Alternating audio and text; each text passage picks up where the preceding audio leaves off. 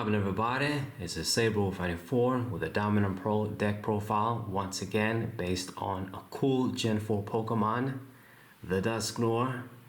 And there's a couple of ways to build this deck in this era. We had many Dusknoir cards and all of them are excellent, to be honest. If you pay attention and keep up with my website, I have posted already a written deck list for Dusknoir in Gen 4, but it's going to be slightly different with this one. I didn't want to use proxies, so I decided to build it slightly differently because I don't have a level X, Dusknoir level X in real life. I didn't want to use proxies, so I'm thinking I can build it in a different way. And if you don't have Dusknoir level X, you can still use this deck. It's going to be slightly different, but you can still use it and it's going to be pretty good. Okay, so first things first, we got the Dusknoirs. We run a few different ones, or at least basically one extra of the Shadow Command one. So my favorite is the Dominant Pro one here, the original. Beautiful holographic card. With Dark Palm, automatically your opponent is going to have to play with a sort of handicap. They can't have more than 3 Pokemon on their bench, because if they do, you're going to be able to get rid of them, get rid of one with this guy's Poke Power effectively. So a smart player that's familiar with the era, if you start the game and you reveal a Duskull or you get a Duskull down quickly, they would know, okay, gotta play around a Dark Palm Dusknoir. We have ways to exploit this card regardless, even if they do that, but more about that later. You should have it. It's a good Pokemon. Hard Feelings is a good revenge attack late game. It starts at 50 damage for 3, but then you place more damage counters based on how many prizes your opponent has taken. So it's pretty good. We run it. Next up, we got the double Shadow Command. So this is technically like the main Dusknoir, you could say, although it's kind of my least favorite because the Poke Power kind of conflicts with Claydol in a way. With Shadow Command, you can draw 2 cards basically every turn and then put 2 damage counters on Dusknoir. And then if you're going to have 7 or more cards in your hand, you got to discard until you have 6. So it's draw power. You're going to appreciate it if you get this guy out before Claydol, but it's also kind of, I wish it was slightly different. The main thing, what's better about this card than even the Poke Power is the attacks and mainly damage even, because this is an attack that you can use to access the bench. It is essentially going to work as a snipe, and you can use this to kill basically the aforementioned Claydol and other Pokemon. For every damage counter on Dusknoir, you put that much damage counters on a Pokemon. So if you got 80 damage on, you can instantly kill a Claydol. The attack, you could say sort of combos with the Shadow Command. You use this Poke Power to draw cards, build in damage, and then you can snipe with damage even. Even if you got this guy active and they hit him, if they just do a lot of damage and don't kill him, it can work out. It's a good attack. And the Night Spin, it requires the 3rd energy just to do 50. But if you hit a stage 2 Pokemon, they can attack. Or no, sorry, I confused it with something else. They need to have 2 more energies. If they got 2 or less energies, they can attack. So it's good against Kindra, against maybe some SP Pokemon. Yeah, reading it correctly. So it can be good against Pokemon like that, but it's too slow. The damage isn't so good. The main attack is going to be damage even. Okay, and I run 2. Normally I would have 1 and then level X, because I do want to have the regular rare Dusknoir from Stormfront. So this is pretty much the same stats as the other ones. Same weakness, same. The retreat is a bit smaller, which is good, I guess. Technically, I like this card because of Spirit Pulse, Poke Body. If this guy is active, you put 1 damage counter on each of your opponent's Pokemon that has energy in between turns. So this can really add up, and effects like these are handy because if the damage works out correctly, you can get KOs on things like Stormfront Gengar, and they sort of miss the Feigning Spell Poke Power, and spread is generally good. That's what we aim to do with this deck. And the Darkness Mist is just a solid conventional attack. 60 for 3, they got 2 or more damage counters, is 80 for 3. So this is pretty solid. You know, it doesn't require setup like damage evens or even Dark Palm. Okay, so I like it. It goes with the theme of spread in this deck, which you'll see other cards do. Okay, so this is Dusknoir. Let me just put these cards, put them over here anyway. Then we gotta have the Dusclops. So I don't have in real life, once again, the Dusclops from Stormfront that does 20 for 1. So we gotta have this guy. He's like the second best, I guess, with Gravity Wave 30 for 2 and then 10 damage on each of your opponent's bench Pokemon that doesn't have a retreat cost. Just 30 for 2 technically, but I guess if you get additional spread, it's good. Roam is risky. You don't want to do this. You don't want to hit yourself. But yeah, we gotta have the 4 Dusclops because we are going to evolve through basically Spiritomb. And then the Duskull, gotta have the Secret Wonders Duskull. So if you check out Jason Klasinski's deck profile on the WordPress page, he runs the secret rare one, like the shiny one from Stormfront, the red Duskull. I do have 2 of those cards in real life, but I just think running this card is better. With Reaper Cloth, as soon as you play this dude down, you can evolve into Dusclops immediately, and that's pretty good to get cards out of your hand, quickly evolve. I just don't really see a lot of big benefits in the 60 HP Duskull. I think it has 60 HP, and then it has the attack that lets you put damage counters on a Pokemon for free, up to 3. But I think this one is a better pick. So run this one. And then we have a 2/2 Bronzong line. This is the Bronzong from Majestic Dawn. I've showcased it before in the Feraligatr deck. It's solid. It's a solid card. While we're setting up in the beginning, setting up our Dusknoirs, you can just have this guy up front. If your opponent runs a lot of Pokemon with Poke Powers, you get free damage basically while you can attack with Pain Amplifier. Just more spread. Doesn't require any energy.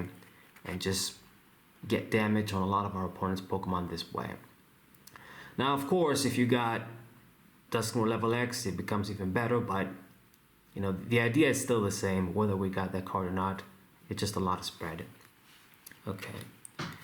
The Bronzor of choice is also going to be the Psychic one from Majestic Dawn. I think it's the best choice with the retreat. HP, you're not going to get better than 50. Alright. So that's these guys. Then the Claydol line. Typical stuff. We'll use this for draw power, of course. Change up our hand. And then the ball toy. This time I'm running the Psychic ball toy. Now we're gonna run Moonlight Stadium in this deck. I'm gonna show it to you guys soon. But in the level X build, you don't run stadiums.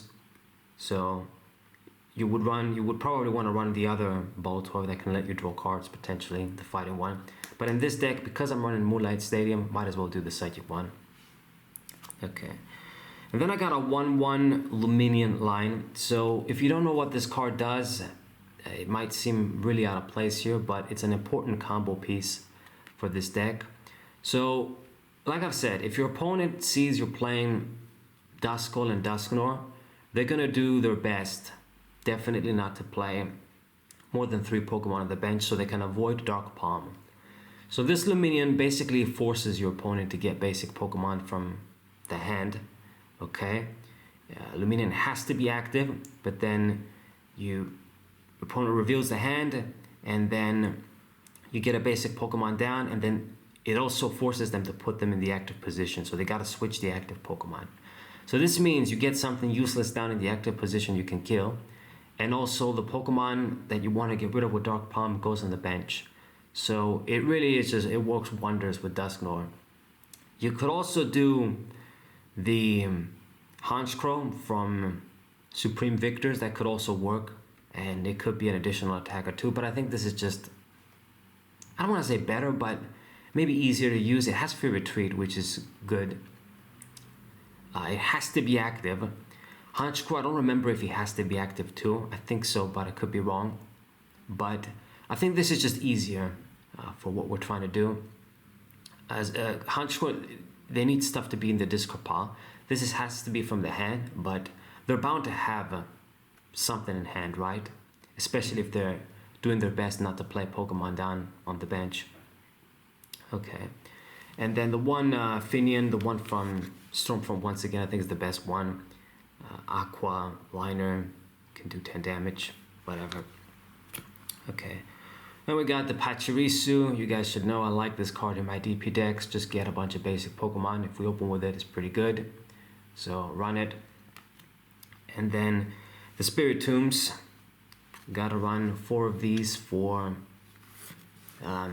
Darkness Grace. Evolve through our stage 1s and Dusknoir through this card. Gotta have it with this kind of a deck. Slows down SP.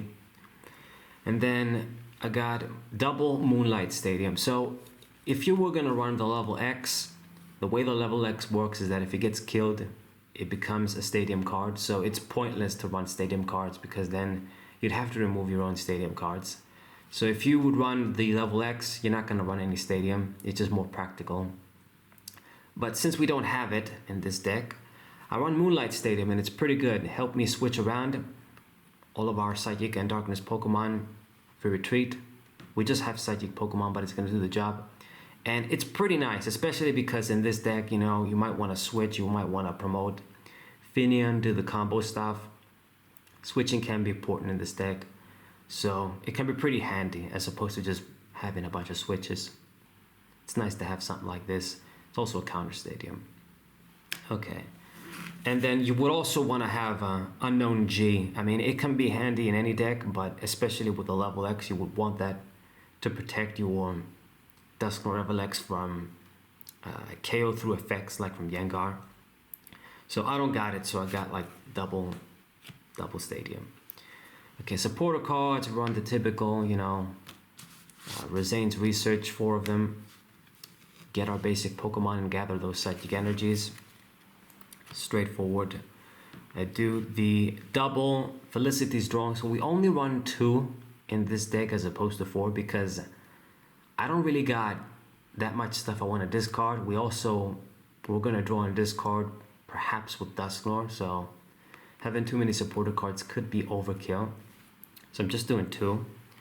And then I have the Cynthia and I got the Oak as well. It's kind of like the third Felicity that's not going to make me discard. I can just put stuff at the bottom of the deck. Cynthia, when something dies, you get that great bonus. So she's good, but when that's not the case, she only shuffles and draws 4. So I'm always sort of wary running many copies of this supporter. And then we got some other stuff anyway. We have the Looker. So this is one way for me to check my opponent's hand and then make sure when we do the Luminian play, they have something for us to put down. And it can be like a shuffle draw on 5 for you as well. So pretty good. And BB Search. We run actually 4 in this deck because I got Claydol and I also got Dusknoir. If I get him out quickly, I can use him to draw.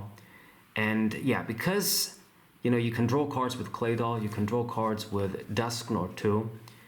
Having a supporter like this, which I'm not usually the biggest fan of, because you only get 1 card, you lose a card from your hand to get only 1 Pokemon. So yeah, if you get Claydol, you draw a bunch of cards, so it kind of works out.